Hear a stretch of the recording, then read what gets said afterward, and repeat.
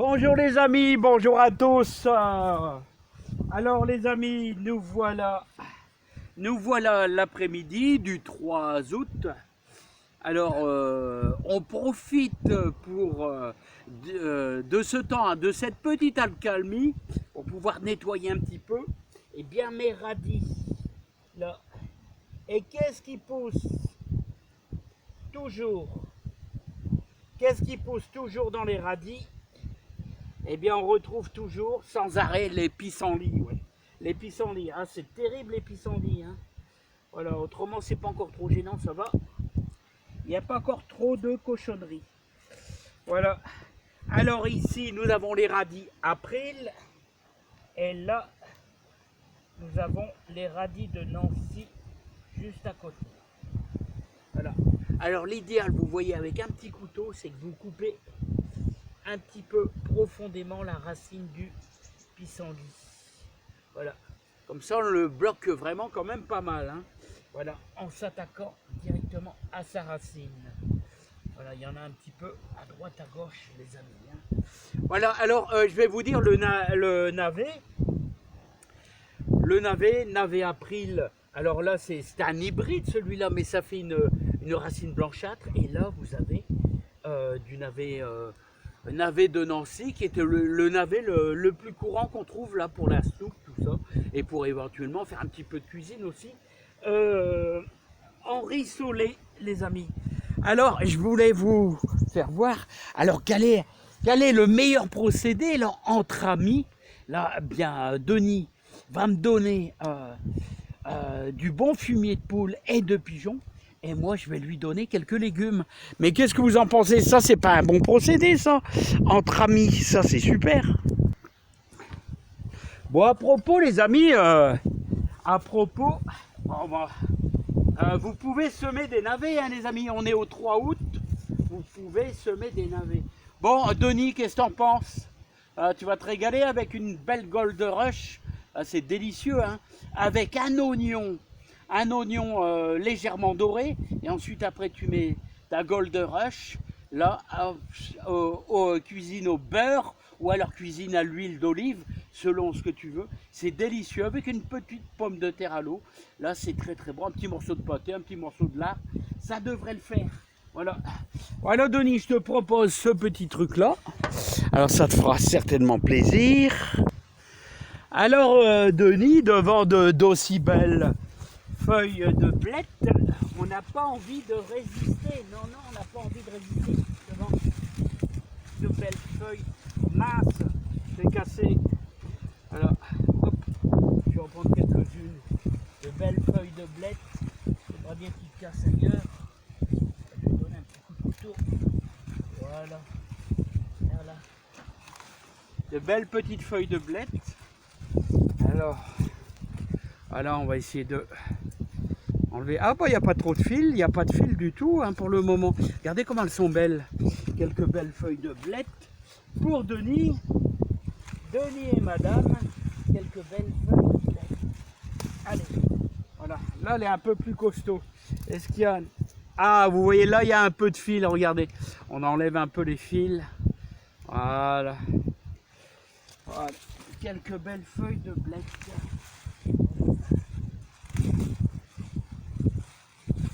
Allez, voilà. Alors comment ça se mange les blettes ou poirées? Alors en général on utilise bien sûr cette partie-là, hein, qui est consommée à la béchamel, avec une tranche de jambon, bien sûr, avec un petit peu de muscade. Il faut simplement les blanchir. Normalement, on vérifie qu'il n'y a pas de fil. Qu'il n'y a pas de fil. Vous voyez, on enlève un peu les fils là sur le bord. Là, voilà, hop. Voilà, on vérifie un peu. Voilà, mais là, elles sont encore un peu jeunes. Là, et alors ça se cuisine à la béchamel. Donc, il faut les ébouillanter d'abord. Et ensuite, on les coupe en tronçons et on les met dans un plat. Une fois que c'est ébouillanté, on les a bien sûr égoutter. Hein, et à la béchamel avec un petit peu de lardon, de choses comme ça. Alors, Denis, je vais te mettre quelques feuilles sympathiques. Allez. Voilà. Hop, allez, encore une belle là. Voilà. Allez, allez, garde ça commencer du frais. Voilà. Et je t'invite aussi, on va aller voir un petit peu les betteraves rouges. Qu'est-ce que t'en penses? On va aller voir les betteraves rouges. Alors les amis, nous voici à côté des betteraves rouges. Alors regardez les betteraves rouges. J'en ai cueilli 2, je les ai un petit peu nettoyées. Alors c'est la betterave rouge, je trouve, n'a pas vraiment d'ennemis. Moi je trouve que c'est un légume qui pousse facilement, hein. C'est facile hein, à semer des betteraves rouges. Il faut être un petit peu délicat pour le semis. Mais après, vous laissez une betterave rouge tous les, je dirais 10 cm, tous les 10 cm, et vous obtenez de beaux modèles. Voilà. Donc bah moi ce que je fais c'est que vous voyez ça c'est pour le compost, ça bien sûr c'est à manger. Là je fais toujours ça comme ça, voilà, hop, voilà. Alors ça c'est pour notre ami Denis, et ça sera bien sûr pour le compost. Voilà, rien ne se perd dans le jardinage, voilà, dans les bons procédés de jardinage. Voilà, alors les amis, les betteraves rouges, pas vraiment de soucis. Voilà, j'ai fait 3 lignes. Vous savez que vous pouvez les repiquer quand elles sont petites. Vous savez, hein, quand elles sont petites, quand elles font allez, une dizaine de centimètres de haut, vous les prenez, vous les espacez d'environ allez, un bon 10 cm. Voilà, un bon arrosage pour la relancer parce que la racine, quand elle fait 10 cm, est un petit peu fine. Et au bout d'une semaine, eh ben, elle est repartie. Voilà, et je dirais même une betterave rouge, même si elle est un petit peu grosse, voilà, même si elle fait presque 5 cm, avec la puissance de sa racine, elle peut reprendre. Mais bon, en général, il vaut mieux attendre qu'elle soit quand même, enfin, qu'elle soit plutôt petite, parce qu'elle pourrait monter en graines. Ça pourrait monter en graines. Hein. Voilà, alors c'est un légume facile, la betterave rouge. Je trouve qu'elle a peu d'ennemis. Hein, et là, vous avez la betterave rouge Chioggia. Là, c'est betterave rouge d'Égypte, là, tout simple. Voilà. Et alors, quand est-ce qu'on sème les betteraves rouges? Eh bien, on sème les betteraves rouges au mois d'avril. Vous avez tout le mois d'avril. Hein, pour semer vos betteraves rouges. Hein, vous faites des lignes espacées de 50 cm et vous semez en ligne et ça va très bien, regardez, ça va vraiment très très bien. Voilà, bon, en tout cas, Denis, tu as 2 belles betteraves rouges. Bon, vous êtes qu'à 2, donc ça devrait le faire, ça devrait être pas mal. Hein.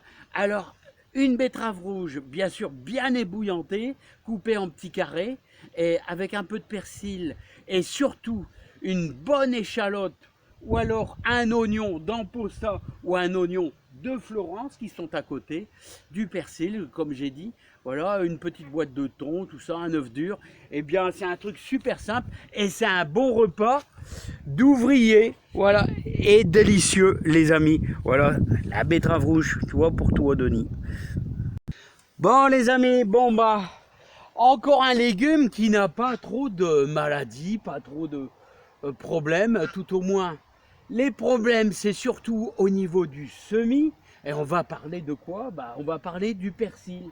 Le persil, une fois qu'il est grand, une fois qu'il est semé, une fois qu'il est abondant comme ça, il a vraiment pas, je trouve pas d'ennemis. Le persil, c'est un assez formidable. Et je vais en cueillir pour Denis. Je vais en cueillir pour notre ami Denis. Voilà. En enlevant quelques petites cochonneries. Voilà. Alors un petit truc que tout le monde connaît, le persil. Vous voulez le garder frais quand il est coupé comme ça, quand on a coupé le branchage, vous le mettez bien sûr dans un verre d'eau humide, ça va le faire, il va tenir comme ça une journée ou deux. Là. Autrement, si vous le laissez inerte comme ça, eh ben, il va se faner un peu, ça c'est sûr. Alors le persil, le meilleur moment pour semer le persil, eh bien, où on a le plus de réussite, c'est plutôt au mois d'avril, encore une fois, parce que la terre se réchauffe. Autrement, vous pouvez retrouver une ancienne vidéo où j'avais semé du persil dans un un gros container, une espèce de barquette de 10 cm de haut, avec un bon terreau horticole, voilà, en surface, il y avait de la terre dans le fond, avec un bon terreau horticole, et j'avais mis ça à la maison sur le rebord de la baie vitrée, sur une table, et il a fallu au moins 3 semaines, voire un mois, en arrosant avec un petit pulvé, parce que le persil, il est redoutable. Il est très facile à cultiver une fois qu'il est gros comme ça, mais par contre, il est dur à germer, il est très dur, très dur à germer. Il faut vraiment arroser 3 semaines, voire un mois, et on avait fait ça fin janvier, et la réussite était au rendez-vous. Tout a été filmé, mais retrouver la vidéo, bah, c'était au mois de janvier dernier, alors je ne pourrais plus vous dire. Alors c'est un légume, vous pouvez, moi je vous ressemer ici au 3 août du persil, il sera pour l'hiver tout petit, et l'année prochaine, bien sûr, il va monter tout de suite en graines. Donc vous voyez, toute cette bande-là, elle va monter en graines dès l'année prochaine. Voilà, donc c'est toujours, voilà, moi je préfère en avoir du frais, comme ici. Lui, je vais le laisser monter en graines, comme ça j'aurai énormément de graines pour moi l'année prochaine. Voilà, bien sûr, je vais pouvoir taper dedans, même tout l'hiver. Il va nous faire de jolies carottes de racines, mais c'est pas grave. On pourra quand même prendre un peu de branchage tout au long de l'hiver. Il va flétrir un peu, mais il sera toujours aussi beau. Bon, bah Denis, ça sera pour toi, hein. Donc rendez-vous à 16 h chez toi, et je t'apporte tes légumes avec ta gentille dame. Et je te remercie pour le fumier de poules et de pigeons. Voilà pour le jardin, un échange de super bons procédés. Voilà, regarde, voilà le beau persil magnifique. Voilà les graines de salade, les carottes, mais c'est pas encore le moment des carottes, bah non. Hein. Allez, les tomates, ça a vraiment du mal, et les haricots, on a bien sûr, si vous m'avez suivi au 25 août, eh ben regardez, ils font déjà, allez, on va dire 5-6 cm de haut. Vous les avez déjà vus l'autre jour. Voilà. Allez, à bientôt les amis. Portez-vous bien, plein de joie, plein de bonheur, plein de bonnes choses dans votre vie de petit jardinier que je suis. Allez, à bientôt. Bye bye les amis. Bye bye.